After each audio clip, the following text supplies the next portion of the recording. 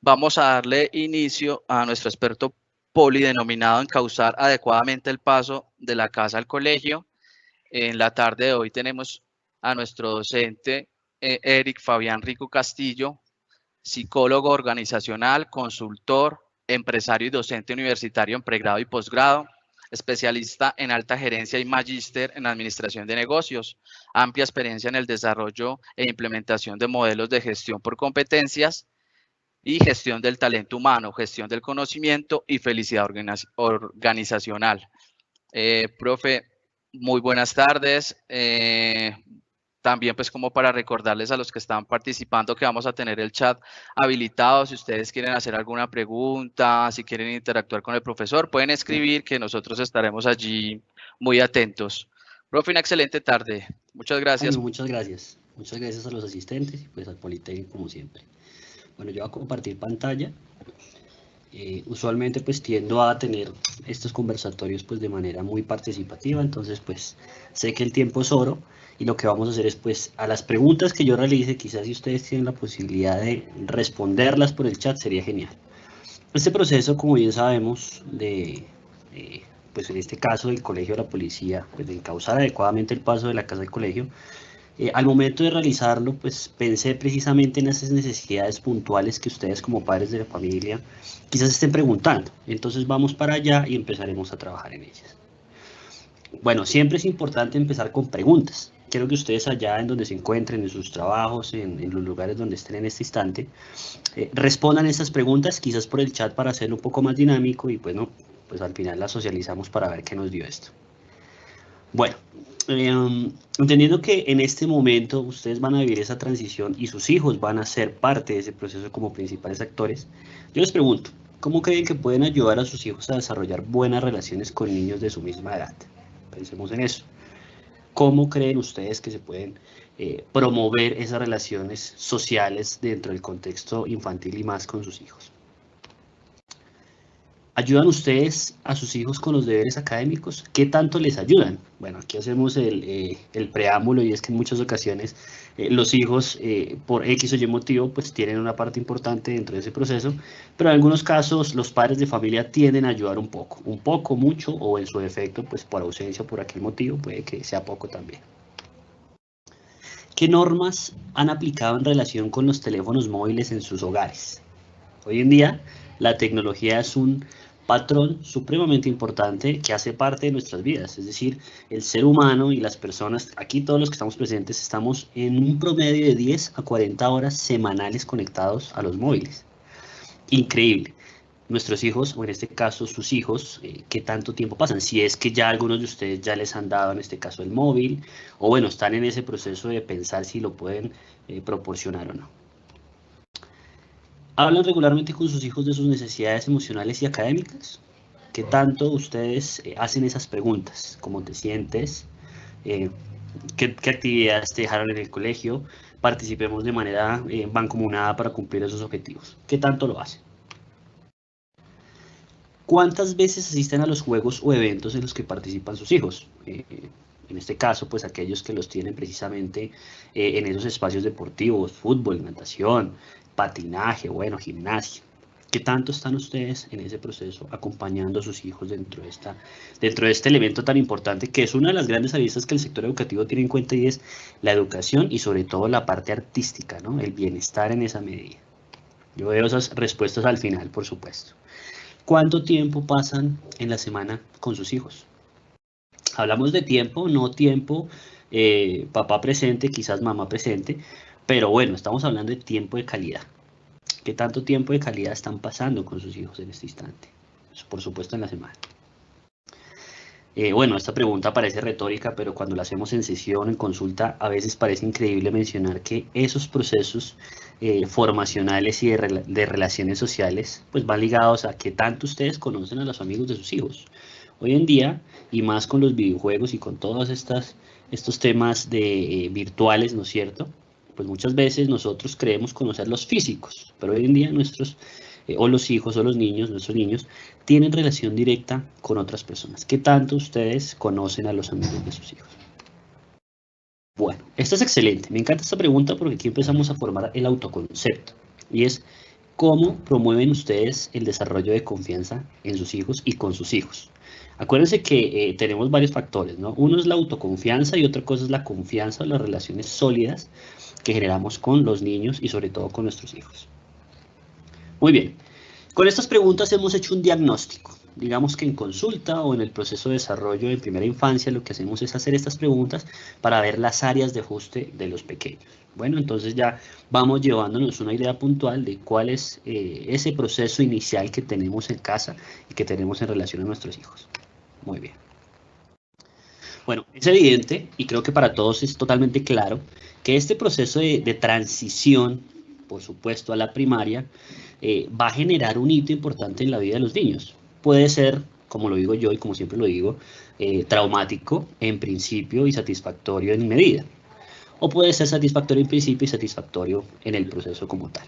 Ahora bien, ¿por qué hablamos de un hito en la vida de los niños? Si estamos hablando precisamente que este proceso es formacional, pues no solo forma de manera académica, sino de manera social. ¿Sí? Empezamos a ver que las áreas de ajuste como la familia, el contexto educativo, el contexto personal, pues van a influir directamente en ese éxito y en esa proyección que tengan los pequeños a lo largo de su vida. Increíblemente, esa es una fase importantísima en la vida de los niños. Bueno, aquí creo que este proceso no es únicamente como actor principal el niño. Por supuesto que no. Acá vemos que ustedes, como padres de familias y los profesores, en ese caso, son determinantes en el paso de primaria, es fundamental, a la educación como tal. Es decir, de la parte infantil, si lo vemos, de transición a primaria, es fundamental. Y miren que cada uno tiene un rol en este ejercicio. Los padres de familia se convierten en profesores y los profesores en orientadores que van a buscar en gran medida el desarrollo efectivo tanto emocional como psicológico y comportamental de los pequeños que entran en ese proceso de transición. Bueno, muy bien, trabajar en equipo. Creo que esto es lo que más podríamos tener en cuenta en este slide que acabo de mostrar, porque precisamente ese trabajo en equipo va a fomentar esa transición natural, adaptación progresiva y desarrollo efectivo dentro de la vida que va a empezar a vivir nuestro pequeño. Bueno, yo creo que ustedes, y bueno, los leeré ahorita, mientras yo hago la presentación, porque pues el tiempo es oro, como lo he dicho, dejaremos unos espacios para preguntas. Es claro y es entendible que existe cierta preocupación por esta etapa, que es tan importante y que van a empezar a vivir sus hijos. Yo creo que es determinante. En muchas ocasiones, pues estamos en el colegio, pensamos cuáles van a ser sus nuevos profesores, las nuevas dinámicas, ya la responsabilidad aumenta. Ya ahorita vamos a ver por qué y por qué a nivel cognitivo y a nivel fisiológico, pues hay unos cambios significativos que van a hacer mella en este proceso de formación. Bueno, es importante no trasladar nunca a los niños una sensación de miedo o preocupación excesiva. Bueno, no sé aquí si tenemos, y pongo ejemplos, he conocido madres, padres que son sobreprotectores o protectores en exceso. Y bueno, esa preocupación constante de la ruta del colegio, ya el niño va a empezar a querer de pronto tener un poco más de independencia. Entonces es importante que no generemos ese traslado de miedos y de sensaciones de ansiedad a los pequeños. Es claro que debemos acompañarlos, es claro que debemos fomentar ese proceso, sin embargo lo debemos hacer de la forma más tranquila, porque yo siempre he dicho, ¿no? Si el niño está asustado, los padres de familia están el doble. Es claro que sí. Muy bien. Ahora, ¿qué resalto? Miren, el rol de acompañamiento que tienen los padres y los educadores puede marcar la diferencia entre una adaptación exitosa y un rechazo rotundo a la nueva etapa. Podemos tener el caso puntual en donde nuestro hijo el primer día le fue muy bien, como puede que el cambio que va a empezar a vivir le genere algún tipo de fragmentación. Es ahí donde tenemos que hacer un acompañamiento directo. Y eso puede marcar la diferencia. Es decir, la ausencia en algunos de los aspectos de la vida de los pequeños puede generar un cambio significativo en su comportamiento futuro. Entonces, en esta nueva etapa debemos estar presentes, debemos estar abiertos a conocer este proceso, a conocer cómo les fue, a conocer cuáles son las líneas que más les llamaron la atención del colegio, cómo sus profesores, qué le gusta, qué no le gustó. Entonces, esa adaptación exitosa va de la mano con estos dos actores importantes. Bueno, y si hablamos de una triada, serían los padres, educadores y en este caso, los hijos. Bueno, yo creo que en este proceso también de desarrollo y de crecimiento es claro que las normas se deben fundamentar. Y más en este proceso de socialización y como vemos hoy en día la sociedad, ¿no es cierto? Hoy en día las normas son ambiguas, pero debemos fomentar aquellas que generen respeto, que generen empatía, que se vayan ligando desde la asertividad. Y fomentemos los límites y la resolución de conflictos. ¿Por qué? Porque si no generamos en esta primera infancia el desarrollo de toma de decisiones y resolución de conflictos, quizás más adelante va a ser un conflicto para ellos. Van a tener diferentes circunstancias entre el hijo A o el hijo B.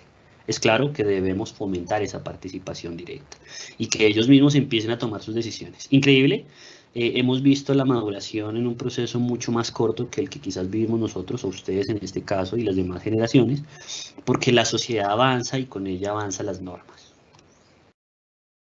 Bueno, debemos trabajar elementos como la atención y la concentración. Ese proceso formativo y en la etapa que se encuentran, como bien lo dice y como bien lo dicen los grandes psicoterapeutas, los niños, por su plasticidad cerebral y esa capacidad de absorber aprendizajes y experiencias, pues están en muchos momentos viendo su primera vez. Entonces ahí es donde podemos generar dispersión. Entonces debemos generar atención en actividades como los procesos académicos. Bueno, vamos a trabajar el día de hoy en la tarea. Y la concentración en ejercicios propios de lo que viene siendo en este caso los diferentes procesos como la lectura, que ahí vamos para allá. Ahorita hablaremos un poco de eso. La lectura se debe fomentar. Bueno, algunos días no, es que los niños aprenden de entre los 4 hasta los 7 años, otros aprenden a los 5, otros aprenden a los 6. Pero fomentar la lectura no significa únicamente que ellos aprendan a leer, sino que nosotros también les transmitamos, en este caso, ejercicios como los hacen en las bibliotecas de Bogotá, ¿no es cierto? Acompañamientos lúdicos, cuentos narrados, historias por medio de videos. Y fomentamos ese tipo de participación y que él sea curioso de lo que es la lectura. Y la lectura es la sola percepción de colores y dibujos en un libro. Ahí debemos participar nosotros, ahí. En este proceso no podemos dejar a un lado al pequeño, o en este caso al proceso de los niños que van a vivir. Ellos son los actores principales. Ellos en muchos de los aspectos hoy tienen capacidad de elección, quizás antes no. Yo recuerdo que hace mucho tiempo te pones este tipo de ropa, hoy en día ellos tienen participación en esos procesos y eso va fomentando el proceso de autoconocimiento y la confianza además de la empatía, por ejemplo. Ya les explicaré un poco estos términos que de pronto los han escuchado, pero pues no son tan claros en la medida que nosotros avanzamos dentro de este campo de acción. Bueno, yo creo que todo proceso de cambio se debe entender como un proceso permanente.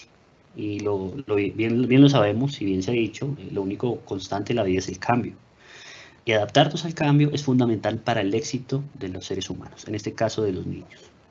Comprender ese proceso, hacer procesos de psicoeducación, es decir, sentarnos con el pequeño, explicarle que en este momento va a tener otros procesos formacionales, que la exigencia va a ser un poco mayor, que la responsabilidad va a estar un poco más ligada a su autonomía, pues deben estar ahí, deben estar presentes y debemos entender eso como algo permanente. Y ahí es donde debemos aportar. Y empiezan a verse algunos factores protectores. Diríamos nosotros que uno de los grandes factores protectores de la sociedad actual es la familia. Miren que nosotros, las características iniciales de nuestra vida, pues los primeros ejes y los primeros modelos son papá y mamá y hermanos, o bueno, núcleo familiar, en este caso.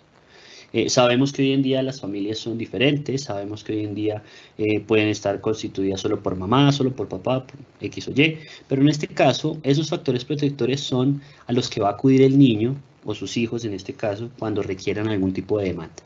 Si les fue mal el día de hoy, van a acudir a papá o a mamá y van a pedir apoyo y orientación frente a lo que están sintiendo o lo que les está pasando.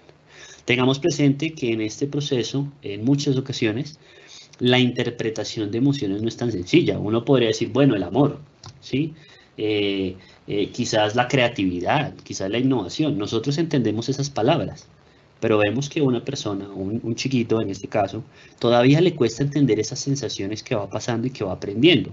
Ya sabemos algunas como la alegría, la tristeza, puede que las interpreten, pero no a profundidad, están en ese proceso. Bueno, ¿qué objetivos tenemos acá? En este proceso que estamos encauzando al niño al proceso transicional de su etapa inicial a la primaria.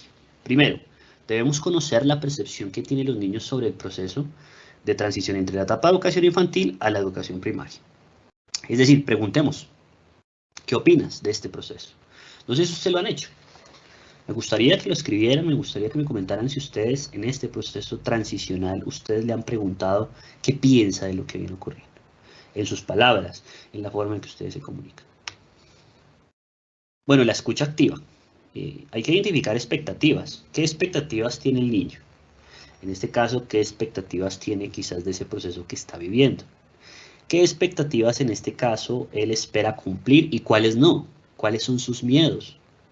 ¿Qué creencias tiene sobre el colegio? Entonces ya van a haber más personas, ya la atención va a estar un poco más dividida, grupos más grandes. ¿Mm? ¿Eso qué implicaciones tiene en el desarrollo? Es decir, la propia persona en sí misma.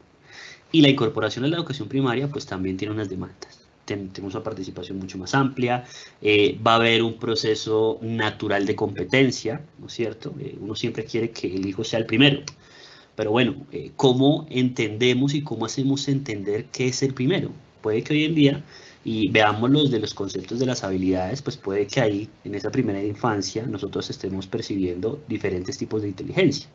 Y eso es vital, pero eso sería otra charla que ojalá en algún punto se las pueda dar, y es sobre inteligencias. Las inteligencias múltiples nos dicen que hay niños o que hay personas que son más visuales, otras quizás que son más kinestésicas, es decir, van al tacto, pueden ser artistas, en este caso hablamos de la lingüística, pueden ser escritores, matemáticos, desde la matemática, desde la lógica, desde las relaciones intrapersonales o interpersonales podemos tener comunicadores. Entonces miren que eso, conocerlo es muy importante para poder hablar en el mismo lenguaje del niño y que obviamente no vaya a generar frustración por procesos que son tangenciales a su desarrollo. Bueno, en este caso también es fundamental identificar cómo afrontan los pequeños la transición en estas etapas educativas. Estos estados emocionales se deben evaluar, se deben conocer y aquello que consideren importante para superar este proceso. Es decir, si lo vemos desde el concepto psicológico, existió un autor llamado Premack, que él hablaba sobre la escala de valores. Uno puede decir, sí, el niño lo que más le gusta es ir al colegio, pero todos los días 5 de la mañana no se quiere levantar. Entonces quizás es importante, pero en su escala de valores quizás está el juguete, por ejemplo. Entonces, ¿cómo jugamos con esos elementos para poder tener un proceso de desarrollo comportamental adecuado? Entonces miren que ahí podemos estar viendo estos estados emocionales. Bueno, yo creo que acá los presentes tienen claro, y yo creo que supremamente claro, las habilidades o destrezas que sus hijos tienen y que son imprescindibles, en este caso, ergo, lo digo de esta manera, les van a permitir éxito en la etapa de educación primaria. En este caso vemos que mi hijo es un excelente dibujante. ¿Cómo potencializamos eso? ¿Cómo lo incorporamos en esa nueva etapa? Ok, vamos a orientarte, vamos a buscar que estés en la clase de dibujo técnico, qué sé yo. Eres un excelente con los números, por ejemplo. Entonces, bueno, fomentar esas habilidades y fomentar por lo menos la escritura. Hoy en día, no sé si ustedes saben, los seres humanos hemos disminuido nuestro acervo escritor y lector. Es decir, si comparamos quizás en este caso lo que venía siendo el Quijote de la Mancha, ¿sí? Tenía un lenguaje bastante explícito y bastante complejo, si lo pueden ver de esa manera. Hoy en día las lecturas son más cortas, las lecturas son más simples y eso ha hecho que en términos lingüísticos nuestro acervo verbal, en este caso semántico y lingüístico, sea menor. Entonces tenemos que fomentar sí o sí la parte lectora, por eso lo he mencionado desde el primer instante de esta conferencia. Entonces miren cómo empezamos a trabajar con esto. Identificar las continuidades y discontinuidades que ellos perciben en la relación entre una etapa y otra.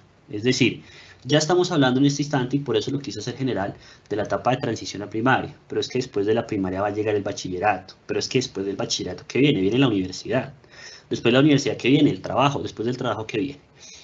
Como lo decía inicialmente, lo único constante es el cambio. Y en toda etapa, desde casi el niño y en sus primeras etapas hasta la etapa adulta, va a empezar a trabajar con esos procesos tanto continuos como discontinuos y cómo esa relación en primera infancia va a ser determinante en el futuro. A eso le denominamos los psicólogos historia de aprendizaje. Bueno, aquí quiero mencionar el momento en el que están sus hijos. ¿Listo? Entonces, en el desarrollo cognitivo, es decir, procesos mentales como cuáles: memoria, aprendizaje, inteligencia, percepción, motivación, algunos de ellos para no mencionarlos todos, pues aparece Piaget, un psicólogo que decía, oiga, los niños en sus etapas de desarrollo, o en este caso, pues en la teoría cognitiva, dice que existen 4 etapas. Vamos a ver en dónde están sus hijos, vamos a ver en qué están. Evidentemente no están en la etapa sensorimotora de 0 a 2 años, es aquí donde empezamos a ver luces, el niño, mejor dicho, cuando estamos en las primeras etapas, o en este caso en la sensorimotora de 0 a 2 años, nuestros hijos van desarrollándose en términos de sentidos y en términos fisiológicos, cognitivos y fisiológicos. Pero ellos responden fácilmente a la luz, al movimiento, por ejemplo, y a los sonidos. Son los 3 elementos fundamentales que recibe un niño y que percibe como tal de su ambiente y de su exterior. Es decir, ahí la relación madre-padre pues son fundamentales. Pero quizás nuestros hijos estén acá, la etapa preoperacional, que va desde los 2 años hasta los 7 años. Podemos decir entonces, si ustedes me corrigen, de pronto hemos visto el niño y su por qué, por qué, por qué, por qué, por qué, ¿sí? Ese tipo de preguntas aparecen. ¿Por qué el pasto es verde? ¿Por qué el cielo es azul? Y aquí es fundamental, ojo, aquí es fundamental. El gran Carl Sagan, un gran conocedor pues, de lo que viene siendo las ciencias cósmicas, para que me entiendan el universo, tenía una frase, y va al caso de esta frase, más no su profesión. Y era que precisamente cuando los niños empiezan a preguntarse el por qué, y nosotros tenemos estos 2 tipos de respuestas. Número 1, papá, ¿por qué el cielo es azul? Y nosotros le decimos es porque así es. Quizás estamos limitando a que él se siga preguntando y se siga haciendo preguntas. O por ejemplo, porque el pasto es verde, que quizás para nosotros es obvio que es verde, claro, para nosotros es obvio, por un proceso biológico, por un proceso natural como tal. Pero el niño no lo sabe, el niño está preguntándose el por qué. Y ahí es donde no tenemos que decirle, bueno, porque es obvio que es verde. Tenemos que atacar es, bueno, ¿y qué tal si lo averiguamos? Y nos sentamos con nuestros hijos y empezamos a averiguar eso. Empezamos a fomentar la creatividad en ese momento. Vemos que también hay un poco de egocentrismo, y creo que esto es claro por la etapa en la que se encuentran, y es precisamente aquí donde ellos pues priman su necesidad. Yo tengo hambre en este instante, yo quiero la cajita feliz de McDonald's en este momento, yo quiero tener el cuaderno de, no sé hoy en día qué dibujos tenemos pues para nuestros hijos, pero ahí empieza a ver eso. ¿Sí? Los primeros rasgos de emociones, me siento triste, hay algo que no sé cómo expresarlo, y bueno, empezamos a ver cómo eso funde, eso empieza a ser medio. Y aparecen las etapas de operaciones concretas mucho más adelante, ¿no es cierto? Quizás desde los 7 hasta los 11, aquellos que tenemos pues nuestros hijos de estas edades, ¿no?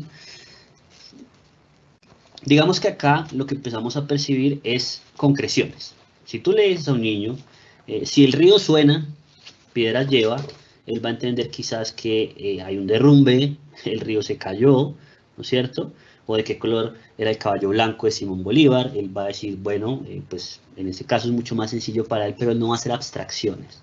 Quizás él en este momento no va a tener esa capacidad de abstraer. Ahí es donde nosotros tenemos que empezar a prepararlo. Aparecen las primeras relaciones sociales, digamos que en la parte preoperacional hay interés por trabajar con otros, pero en la parte de operaciones concretas ya hay un poco más de desarrollo, ¿no es cierto?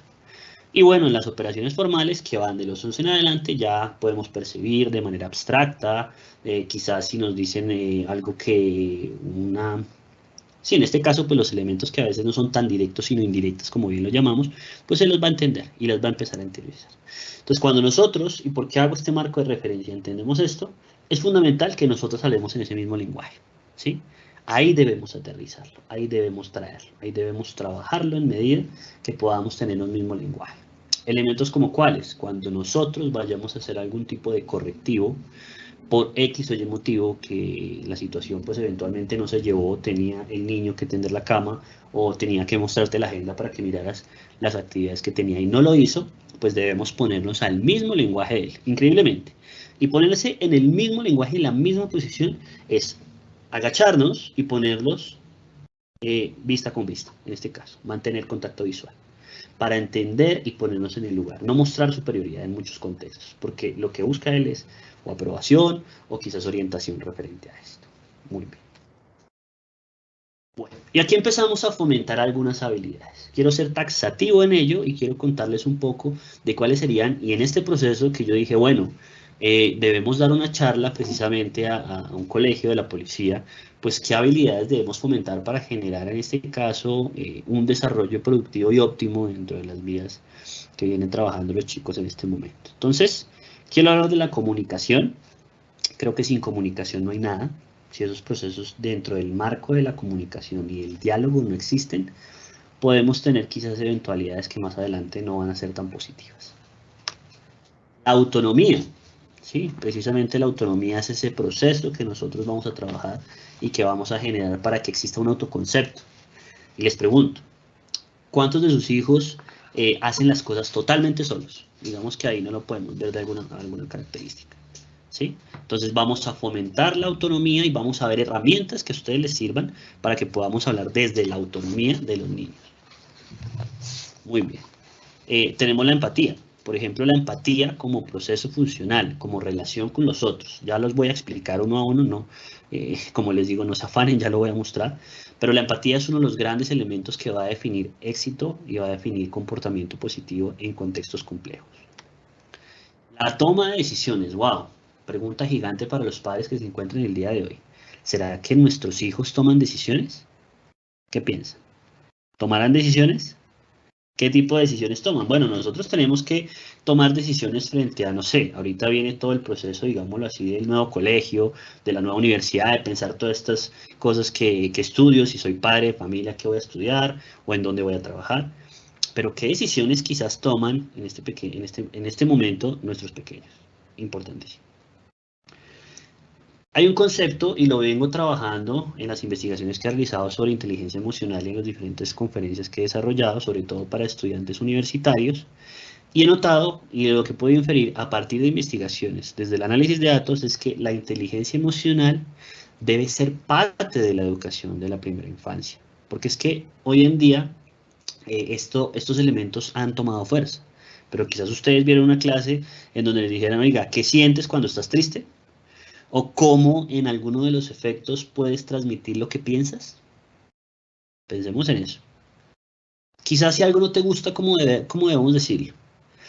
Sabemos hoy en día, y los psicólogos somos expertos en eso, en saber que si nosotros no exteriorizamos lo que sentimos, eso va a algún lado. Y ahí es donde empezamos a generar diferentes cargas emocionales. Hoy en día sabemos que el estrés a nivel laboral, por ejemplo, genera enfermedades como las mialgias, ¿sí? El daño de articulaciones, por ejemplo, cáncer debido al trabajo. Entonces, quizás es porque no nos enseñaron lo que nosotros, y lo que les quiero transmitir al de hoy es, debemos transmitir inteligencia emocional, debemos fomentar esas aristas. Entonces voy a explicarlas uno a uno, como para que ustedes tengan un marco de referencia. Obviamente pues el tiempo apremia, como bien lo digo, pero soy enfático en que definitivamente considero que con que nos vayamos con algunas 3 bien aprendidas, quizás podemos transmitir eso y lo podemos llevar a ejercicios prácticos. Muy bien. Bueno, la comunicación, padres de familia, ¿qué es la comunicación? Una palabra que en sí puede ser sencilla, pero en muchos aspectos de nuestra vida no lo es tanto. Vamos a ver qué es eso. La comunicación como proceso, tenemos diferentes participantes. Un interlocutor, y en este caso un receptor y un emisor, para que me entiendan. Alguien envía un mensaje y alguien lo recibe. Si quizás el mensaje no es tan claro, hagamos el ejercicio del teléfono roto. Si yo digo A y quizás pues en algún punto de la cadena o de la comunicación o del diálogo se rompe, pues nuestro hijo, o en este caso nuestro pequeño, va a decir B. ¿Por qué? Porque no fuimos claros. Hay que ser claros, como ya lo dije, de las etapas en las que ellos se encuentran. Ellos no entienden abstracciones. O si las entienden, pues están en esos primeros pasos de comprensión. Entonces hay que ser impositivo. Esto puede generar diferentes circunstancias en términos generales dentro del desarrollo. Si yo soy más bien positivo, frente al primer día que no nos fue tan bien, porque pasó X o Y cosa, quizás podemos generar una proyección más optimista sobre las cosas que te pueden pasar. Podemos ver, como dice el argumento, el vaso medio lleno o medio vacío, o en su defecto lo podemos ver totalmente equilibrado, por ejemplo. Y hay 3 formas de interpretarlo. Pues tratemos de ser positivos y tratemos de, no el positivismo que actualmente hemos venido desarrollando, que no puedo transmitir mis emociones porque ya lo vamos a ver en la inteligencia emocional, pero sí quizás entender que la vida tiene sus obstáculos y que a veces no importa tanto la meta, sino el proceso. Miren que si generamos personas que disfruten el proceso, van a disfrutar mucho más la meta.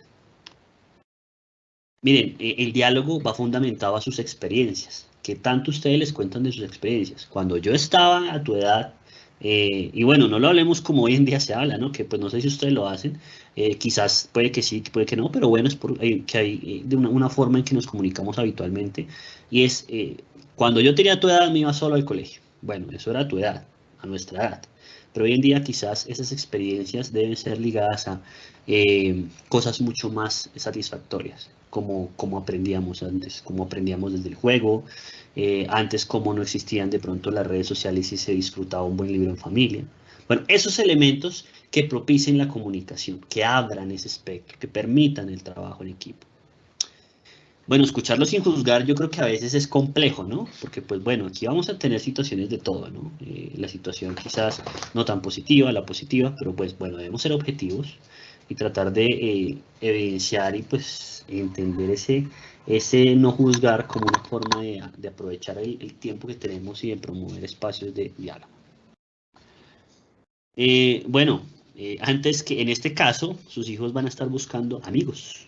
Increíble, ¿no? Entonces, ¿qué mejor que ser amigos de nuestros hijos?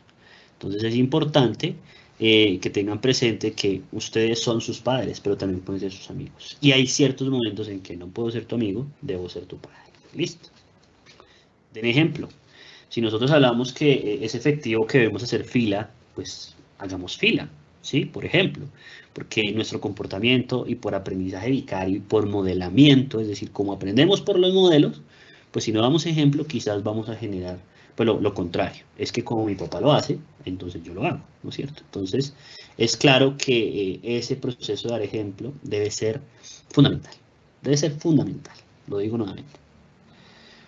Bueno, yo creo que aquí es donde no tenemos que discutir sobre quién tiene la razón, sino es mediante elementos lógicos y elementos de diálogo que entendamos por qué la tienes y por qué no. Sí, en este caso es fundamental. Bueno, esto lo hizo Annette Diner, una psicoanalista bastante famosa y conocida, que ha trabajado directamente elementos de la comunicación y que pues los invito a que la conozcan y vean sus conferencias que pueden estar también en diferentes canales y que nos habla precisamente con ese aspecto del diálogo, cómo podemos generar seres humanos mucho más adaptativos al contexto que emerge hoy en día, que es bastante complejo. Muy bien. Bueno, la empatía. Esa empatía uno, ¿cómo la podrá entender? Padres, ¿ustedes cómo entienden la empatía? Quiero que piensen en eso.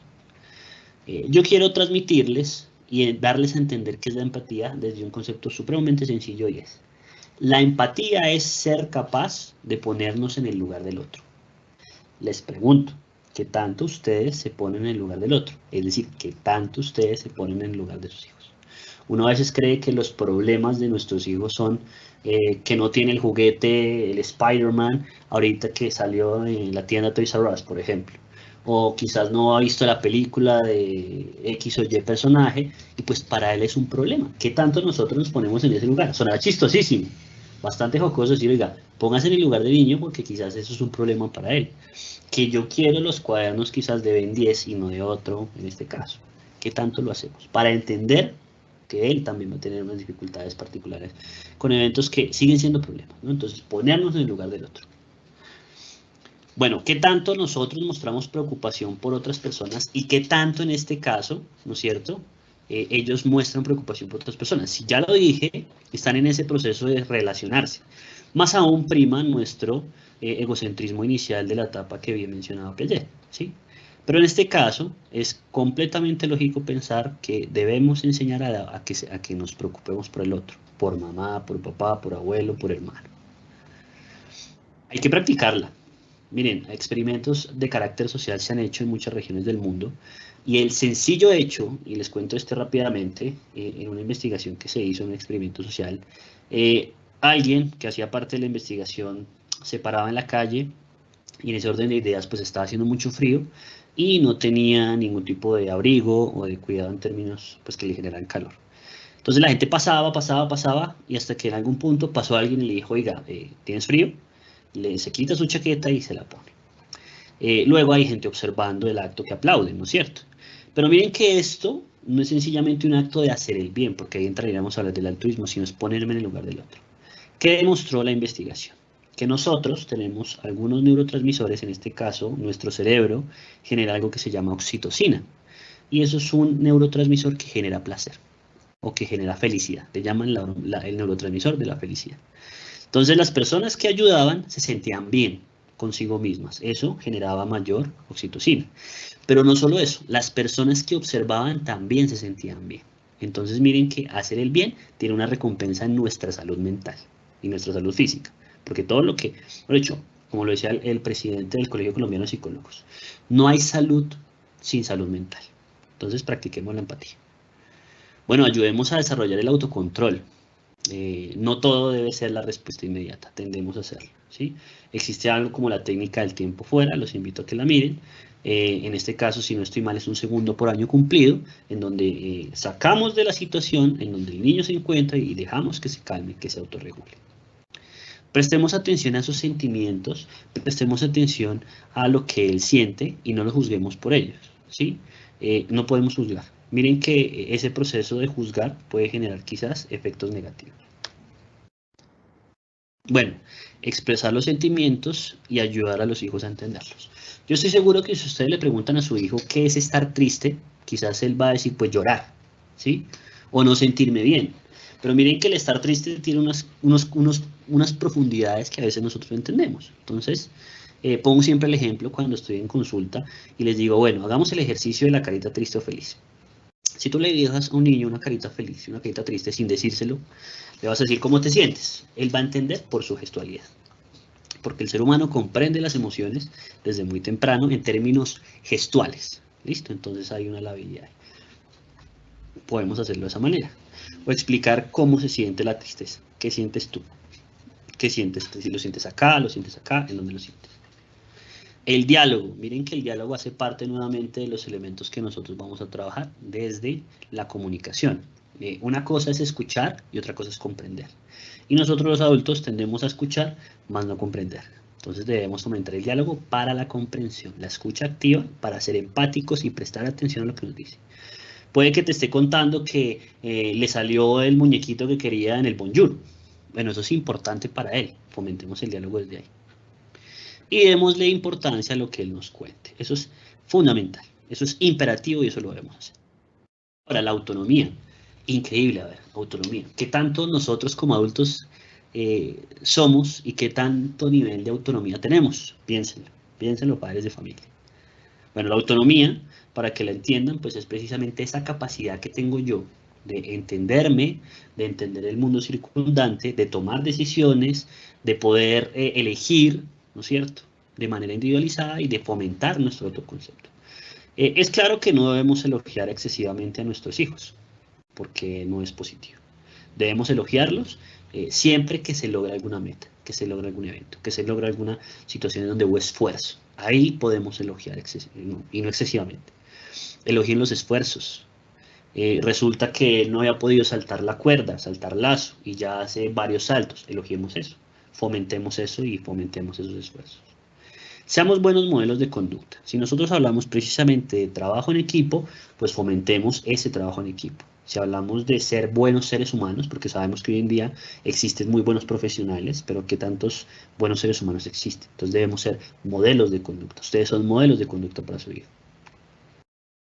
Permitamos que los niños ayuden y den. Bueno, aquí es el primer proceso donde, bueno, en este caso debemos tender la cama, intentar tender la cama, ¿no es cierto? Que es hacer la cama, es uno de los procesos mucho más simples que quizás podemos propender para que lo realice.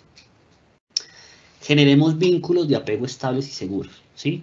Es decir, se ha demostrado desde las investigaciones desde el campo de la psicología que en una habitación podemos tener 2 mamás y 2 pequeños. Si existe un apego seguro, el niño va a explorar. Si quizás no existe un apego seguro por X o Y motivo, por las benevolencias, por las situaciones, por los complejos de la vida, pues vamos a tener unos resultados también. Entonces es claro que aquí tenemos que generar apegos estables, y esos apegos estables se dan con todo lo que he mencionado, más los elementos como el diálogo y la inteligencia emocional que he mencionado y que van a ser parte de la última parte de nuestra conferencia. Tiempo de calidad. No es lo mismo estar con mi hijo a tener tiempo de calidad con mi hijo. Entonces, ¿qué tanto hacemos eso? Bueno, generar entornos de familia estructurados, por ejemplo, ¿sí? Que cada uno tenga un rol. Miren que el primer lugar o la primera organización, pues yo dicto en la parte organizacional y asesoro a empresas en eso, pues vemos que el primer concepto de organización es la familia. La familia es un sistema social, por ende debe estar estructurado o debemos fomentar ese estructuramiento de la misma. La responsabilidad, debes hacer la tarea. Vamos a tener un tiempo, en este caso, de trabajo para que tú puedas hacer tus deberes y luego quizás vamos a estar en un espacio donde vamos a jugar. Por lo menos eso es importante. Promovamos la expresión de emociones y ayudemos a gestionarlas. Si estás triste, bueno, ven, ¿por qué estás triste? ¿Qué ocurrió? ¿Estás feliz? Excelente. ¿Cómo sientes esa felicidad? Propongamos y propongámonos esa meta, trabajar desde ahí. Muy bien. Ahora, toma de decisiones. Increíble. Enseñemos a valorar. Bueno, y la toma de decisiones es, si tengo 2 opciones o tengo 3 opciones, ¿qué hago? ¿Qué hago frente a ello? Miren que la interpretación, curiosamente, del ser humano frente a lo que viene siendo la toma de decisiones o la elección es diferente. Y eso viene precisamente de las pautas de crianza y viene precisamente de la historia de aprendizaje de nuestros hijos. Entonces, enseñemos a valorar los pros y los contras de cada alternativa. Si tú haces A, ¿qué pasaría? Si tú haces B, ¿qué haríamos? Muchas veces no lo hacemos. Pensamos en automático, salimos, como nos pasa a veces, salimos, tomamos el bus, tomamos el taxi, tomamos el Transmilenio, ya de una manera rutinaria. Pero bueno, evaluamos eso. No es lo mismo pensar en coger Transmilenio a las 2 de la mañana, pues obviamente no está, pero si estuviera, pues poner un ejemplo. O en este caso, irnos quizás en otro espacio mucho más seguro como un taxi a esas horas. Igual pasa con los niños. ¿Qué pasa si tú juegas y no haces la tarea? ¿Qué pasaría si juegas y no haces la tarea? No vas a aprender. ¿Y qué pasa si no aprendes? Pues vas a dejar de sentirte enriquecido con el aprendizaje, por ejemplo. Eso es importante. Permitamos decidir por ellos mismos, que ellos decidan. A veces nosotros decidimos, bueno, ciertas cosas, ¿no? Obviamente esto está ligado a elementos que sean lógicos y que sean persuasivos dentro de su edad. Entonces permitamos eso. Enseñemos las consecuencias de cada decisión que han tomado. Con el ejemplo que acabo de dar, creo que fui totalmente claro, expedito y supremamente notorio que si ellos se quedan jugando, pues no van a aprender y eso va a hacer que tengan una mala calificación. O bueno, no van a tener el desempeño deseado en ese momento. Y practiquemos mediante el juego. Los juegos son supremamente importantes. Existen elementos que los adultos desde el campo de las empresas tomamos que vienen desde el juego. Entonces fomentemos el juego, la participación y el trabajo en equipo. Comencemos por elecciones muy sencillas y de poca importancia. Bueno, ¿de qué color quieres colocarte hoy el buzo? No, yo quiero que sea blanco, no, yo quiero que sea amarillo, no, yo quiero que sea rojo. En eso empecemos a trabajar. Bueno, y a nivel de inteligencia emocional, este es un concepto mucho más complejo porque ya vienen siendo procesos que integran todos nuestros elementos mentales. El aprendizaje, la memoria, y bueno, creo que estoy haciendo esta conferencia entendiendo que no debemos dejar de ser niños. Ojo ahí, nosotros somos y venimos de ese proceso y lo conocemos. Esa es la gran diferencia entre los niños. Nosotros ya estuvimos ahí. Por ende deberíamos saber que sí, que no y que lo estemos trabajando de una manera consciente. Entonces la inteligencia emocional es gestionar las emociones de una manera adecuada, generando, pues, no incubando esas sensaciones negativas, tratando de transmitir las frustraciones de una manera ecuánime y loable, pues en este caso si hablamos desde la empatía, por ejemplo. Muy bien. Hay diferentes formas de ganar y todos lo sabemos, ¿no? O de obtener. Entonces, no se trata muchas veces de qué logras, sino de cómo lo logras. Muy bien. Bueno, enseñemos a reconocer las emociones básicas. Paul Ekman, un psicólogo bastante famoso, desarrolló una teoría denominada la teoría de las emociones. Y él mencionaba que existen emociones que de aquí a la China todos las entendemos, que son la ira, la tristeza, el miedo, ¿sí? La sorpresa, entre otras, ¿no es cierto? Entonces todos los vamos a entender, entonces reconozcamos eso, reconozcamos que cuando alguien está triste, el niño entiende que está triste. Nombremos las emociones, películas como, en este caso, bueno, Disney tiene varias, ¿no es cierto? Encanto, pues es una de ellas que también nos ayuda a gestionar esas emociones, entre otras, pues en este momento se me olvidó una muy puntual, que precisamente habla de las emociones. Ahí están las emociones y cómo entre ellas se relacionan. Esos son ejemplos vividos de cómo podemos hacer. Enseñemos a afrontar las emociones con ejemplo. Bueno, ¿qué pasa cuando algo no sale bien? ¿Qué hacemos? ¿Nos quedamos ahí? ¿Seguimos? ¿Avanzamos? ¿Tú querías? Fomentemos el diálogo democrático, permitamos la expresión de emociones. Y cuando hablo del diálogo democrático, estoy siendo claro y es participativo. Que haya participación. Hablamos de un proceso en donde ellos van a entrar al mundo académico, un mundo o una etapa diferente en la primera primaria, ¿no es cierto? Esos cambios van a generar diferentes comportamientos. Por eso debemos ser democráticos y debemos tratar de trabajar desde la misma expresión de las emociones, que tanto nosotros lo hacemos. Desarrollemos su empatía, desarrollemos el hecho de que se pongan en el lugar del otro. Generemos en esta primera infancia personas que piensen y que se preocupen por los demás de una manera loable, de una manera asertiva. Y asertiva, cuando hablo de ser asertivos, es decir, hacer y pensar de una manera lógica, de una manera congruente, ¿sí? Y hacerlo de una manera canalizada. Así podemos desarrollar la empatía. Desarrollemos la escucha activa. Cuando estamos hablando en la mesa, pues hablemos en la mesa. Miren, el uso de celulares hoy en día ha generado bastantes elementos o bastantes rupturas en lo que se considera como el diálogo en el hogar, ¿sí? No sé si les pasa, y si ustedes me dicen, pues bueno, ¿qué tanto ya le dimos celular a nuestros hijos? Pero ya estamos en la cena, que era un momento en donde se reúne la familia, pero miren que eso ya casi que ni se usa, ¿no es cierto? Tenemos que fomentar el uso de esos espacios en donde como familia conversemos y trabajemos desde ahí. Incluyamos las emociones secundarias. Bueno, ahí empezamos a decir, listo, ¿qué vendría siendo el amor? ¿Qué vendría siendo los temas como la creatividad? Esos elementos que ya son mucho más complejos, que a veces nosotros ni siquiera sabemos explicar. Uno dice, bueno, ¿qué es la creatividad?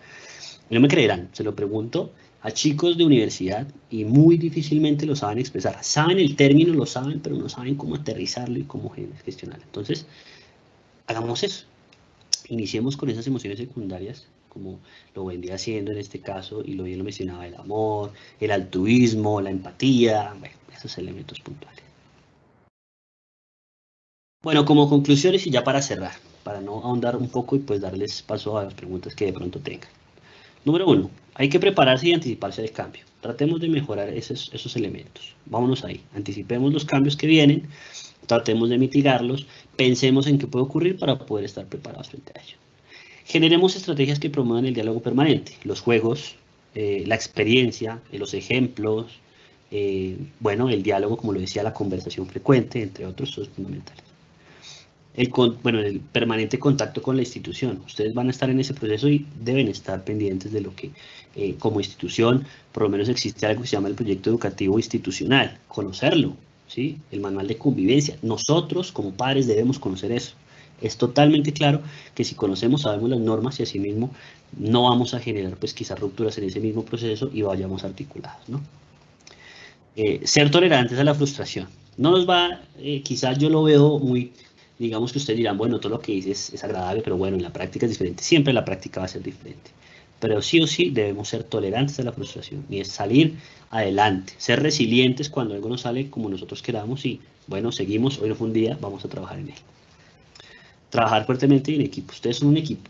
Como familia, como núcleo familiar, son un equipo en esta etapa que viene directamente ahorita para sus pequeños. Entonces ustedes deben trabajar en equipo. Aprender y ser pacientes. Es decir, aquí es donde nosotros podemos aprender de ellos de ustedes, y en conjunto ser pacientes.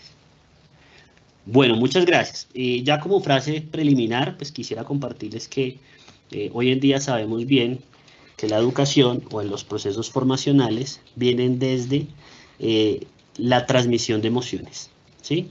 Se debe enseñar desde el cerebro del que aprende. Y en este caso, sus hijos son aquellos seres que van a empezar a aprender desde ahí. Muchas gracias.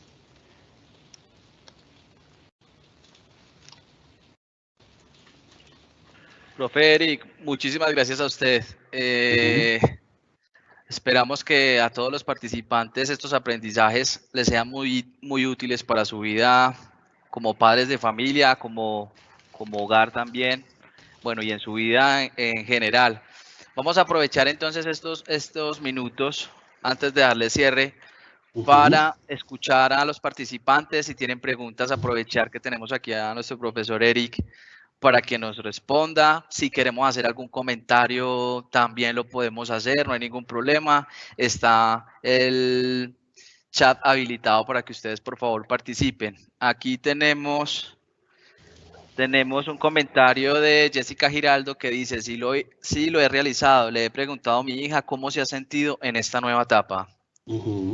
Maravilloso. ¿Qué puedo agregar ahí? Sí, esa transmisión de emociones, bueno, yo creo que uno se pone hasta contento, ¿no? Cada vez que tenemos ese diálogo y hay confianza, fortalecemos un apego estable. No generamos las dependencias emocionales que pueden ser quizás negativas a largo plazo. Miren que hoy en día los adultos, acuérdense que nosotros fuimos niños, parto de eso y me puse en el lugar de los niños y es, si no fomentamos los apegos seguros, pues vamos a tener casos de niños que están o que son dependientes emocionalmente. Y ser dependiente emocionalmente es, no tomo mis decisiones, las decisiones las toma mamá o papá. Entonces debemos fortalecer, debemos mantener un diálogo permanente y sobre todo más en el contexto actual que, aunque no lo creamos, debemos hablar de ciertas cosas que antes no eran tan comunes. Sí, pues bueno, lo que está pasando en nuestro entorno ahorita, ellos de una u otra manera los están percibiendo. Entonces, qué agradable saber que lo está realizando porque vas por buen camino y si utilizamos estas herramientas va a ser genial poder transmitir esos apegos seguros. Listo, profe. Tenemos aquí también otro comentario de Jessica que dice que le agradece a la doctora Alexandra por estos espacios tan importantes para los papitos. Tenemos aquí también,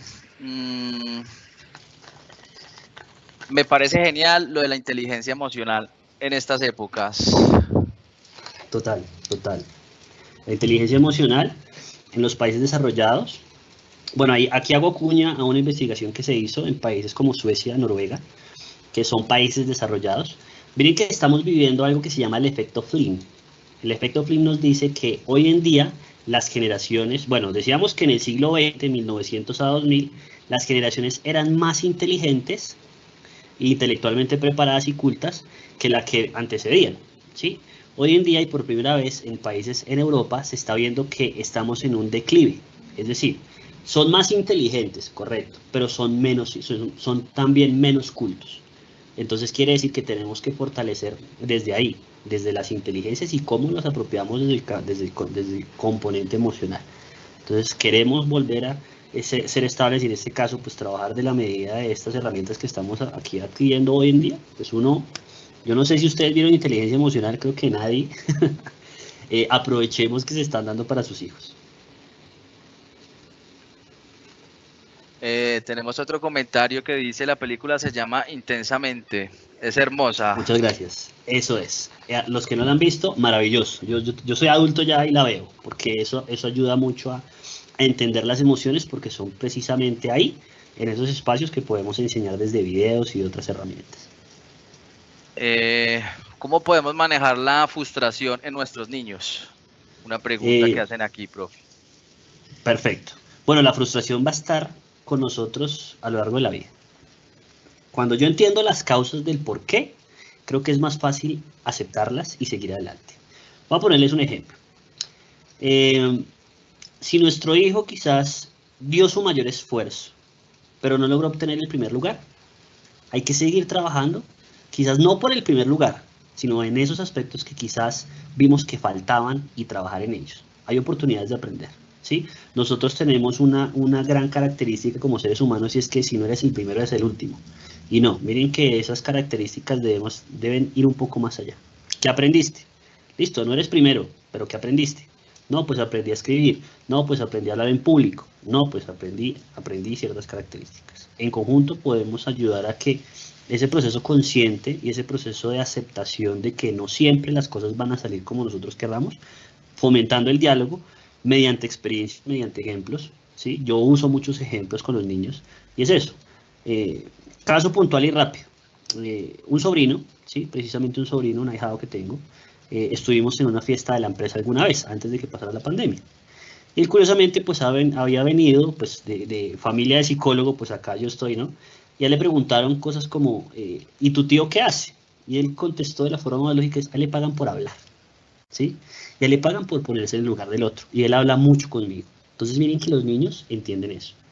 Cuando tú hablas desde el diálogo y cuando tú fomentas la toma de decisiones adicional a que no todas las veces las cosas van a salir como queramos, pero pueden haber otras alternativas de hacerlas, ahí estás por buen camino, ahí vas. Muchas gracias, profe. Aquí tenemos otro comentario, una pregunta. Buenas tardes, mi hija es única y algunas veces se porta celosa. ¿Cómo me puede aportar para empezar a mitigar esa conducta?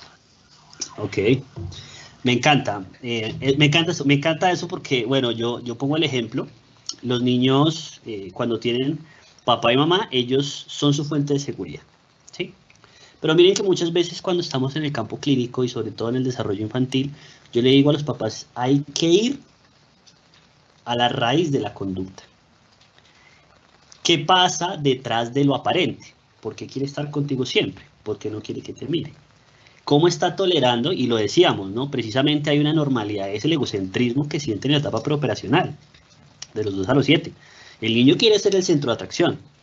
Hay que saberlo canalizar, ¿sí? Hay que tener espacio para todo y hay que buscar el por qué. No te puedo decir exactamente el por qué. Tienes que, en este caso, fomentar esa búsqueda, como digo yo, el síntoma no, sino la causa real de quizás por qué ella está, en este caso, siendo de pronto un poco celosa. Hay niveles de normalidad, ¿sí? Y tenemos que fomentar la autorregulación, ¿sí? ¿Por qué está celosa? Cuéntame qué pasa. En este caso con los hermanos pasa mucho. ¿Por qué estás celoso con tu hermano? Tú debes cuidar a tu hermano. Tú debes ser ejemplo para tu hermano. Tu hermano te quiere, tu hermano está generando lazos contigo porque no jugamos y vemos qué pasa. Y ahí influyen mucho las relaciones sociales. Acuérdate que ya van a empezar en algún punto no va a decir, oiga, ya no es celosa o ya no es celoso el niño. ¿Por qué? Porque ya empezó a desarrollar su núcleo social. Siempre y cuando no estemos generando quizás pataletas y ese tipo de circunstancias, pues bueno, todo es manejable y es parte de la edad. Muchas gracias, profe. Tenemos aquí más preguntas. Buenas tardes, mi pregunta es, mi hijo está en transición, pero le hacen varios llamados por atención, ya que él casi no estuvo en contacto en el jardín por la pandemia. ¿Será esta la causa? Bueno, muchas causas, demasiadas causas. Hoy en día las redes sociales, los diferentes videojuegos, ¿sí? Hoy en día estamos viviendo una época en donde los niños nacieron con la tecnología. Y eso hace que ellos sean un poco dispersos. Tengo que ser taxativo y soy totalmente coherente en decirlo. Hoy en día, pues por el tiempo que a veces no podemos estar con ellos, pues ellos pasan mucho tiempo en este tipo de actividades. Hay que regular. Creo que aquí es un proceso de control. Los llamados de atención pueden ser por varias cosas. Una, por necesidad de atención, puede pasar, y se los digo. A veces los niños necesitan atención y la única forma es que llaman a mi papá. Entonces, ¿yo qué hago? Me porto mal. Y no me porto mal de una manera incongruente, sino todo tiene una causa. Acuérdense que todo tiene una respuesta.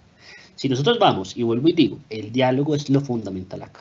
Empecemos a hablar desde lo que mencionaba Platón como la duda metódica. ¿Y por qué? ¿Y por qué? ¿Y por qué? ¿Y por qué? Se van a encontrar con unas cosas maravillosas. No todo significa que el niño lo quiera hacer porque, ajá, todo tiene una consecuencia y todo tiene una causa. Debemos aumentar el diálogo, debemos evidenciar si él se aburre en clase, pasa mucho, a veces pasa. Por lo menos les cuento casos también cercanos de chicos que he trabajado, con los que he trabajado, y es porque ellos les aburre lo que están haciendo. No encuentran una motivación, no encuentran un norte, increíblemente. No pueden articular sus procesos atencionales, se les dificulta. Entonces tenemos que trabajar en la atención. Vamos a sentarnos a trabajar en conjunto. Vamos a leer este libro, vamos a hacer actividad tras actividad. Entonces, bueno, no te puedo decir y no te puedo decir el por qué exactamente, pero te estoy dando indicios de los síntomas que pueden derivar de esa conducta. Es claro que se puede corregir, se puede trabajar, sí, pero tienen que trabajar en conjunto. Nada que hacer, tenemos que trabajar en conjunto con nuestros pequeños. Muchas gracias, profe. Aquí tenemos dos comentarios más. Sé que excelente mamá no soy y agradezco a Dios y las circunstancias ya que he podido tener bastante tiempo con mi hija. Con ella manejamos mucho la comunicación. También le pregunto cómo le ha ido en el colegio, cómo se ha sentido, cómo son sus compañeros y pues agradezco mucho estos espacios para manejar todas estas clases de situaciones con nuestros hijos y cómo ir conociendo toda su personalidad y sus emociones. Muchas gracias, profe. Tenemos aquí otro comentario que dice, yo siempre trato de interrogar a mi niño con el fin de que él me cuente cómo le fue, cómo se sintió y si le gustó lo que aprendió ese día en el colegio. Preguntemos, preguntemos. Preguntemos, mas no juzguemos. Tengamos presente que perfecto no hay nadie. No podemos ser perfectos en ninguno de los aspectos, pero sí podemos ser la mejor versión de nosotros mismos. Entonces los invito a que trabajemos también en nosotros, porque es determinante para tener personas más humanas, más loables, más altruistas, que trabajemos también con nosotros mismos. Muchas gracias. Profe, muchísimas gracias a usted, a todos los participantes. También les agradecemos muchísimo por la participación, a la psicóloga, a la coordinadora Alexandra por el espacio. Esperamos verlos más adelante también con otras charlas, ya con otros temas también muy importantes. También recordarles que por favor diligencien la asistencia, por favor los participantes, allí les colocamos un enlace donde por favor ustedes le dan un clic y pueden diligenciar esto con el tema de poder hacer un seguimiento a la asistencia. Muchísimas gracias, una excelente tarde para todos. El Politécnico Gran Colombiano aquí en Dos Quebradas los recibe con las puertas abiertas de ustedes y nada, una excelente tarde para todos. Profe, muchas gracias. Bendiciones para todos, muchas gracias, que estén muy bien. Gracias.